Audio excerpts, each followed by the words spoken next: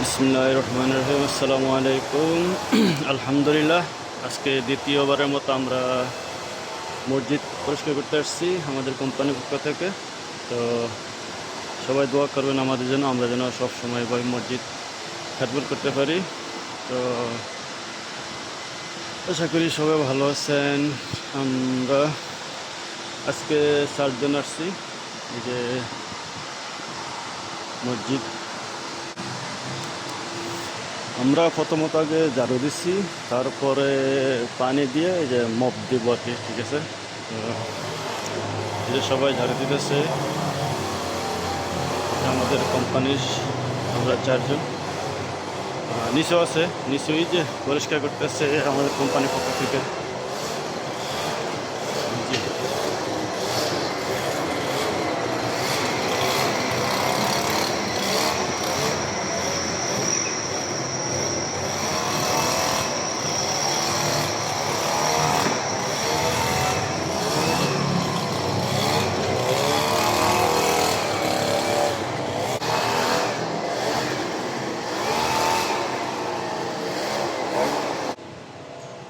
এই যে পানি নিয়ে আসলাম, এখন দিয়ে মপ দেব।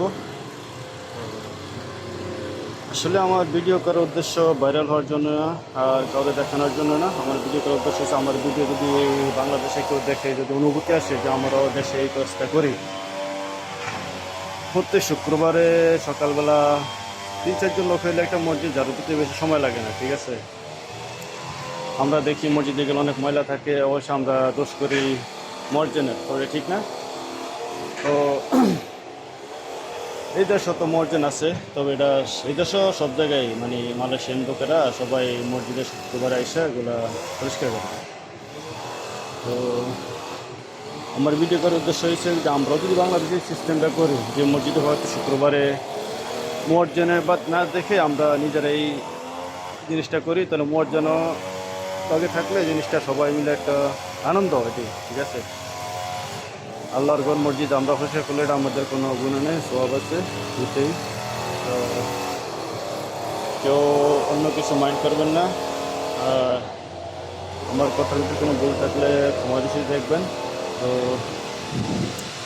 এই যে আমরা দিচ্ছি, গাড়ি দিচ্ছি, এই যে মত দিতেছে যে এটিএম। ঠিক আছে, তো সবাই ভালো থাকবেন। আসসালামু আলাইকুম।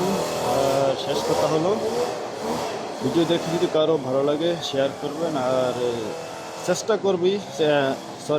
করবেন আমরা সবাই মিলে মসজিদ খেদমত করার জন্য। ঠিক আছে, আমার এটাই কথা।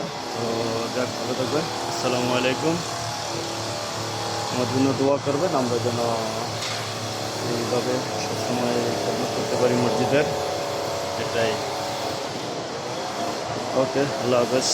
শেষ কথা, চেষ্টা করি ইসলামের পথে থাকার জন্য, আল্লাহ যেন আমাদের কবুল করে নেয়। আর বারবার একটা কথা বলি, আমরা সবাই মিলে মসজিদ বাংলাদেশে যে যেখান থেকে যদি ভিডিওটা দেখেন, সব জায়গায় বাংলাদেশের মসজিদগুলো যে আমরা পরিষ্কার করি, এটা আমাদেরও ভালো।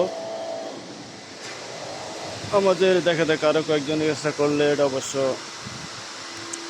সব জায়গায় এই সিস্টেমটা চালু হয়ে যাক বাংলাদেশে, দোয়া করি। ঠিক আছে, তো ভালো থাকবেন। আসসালামু আলাইকুম।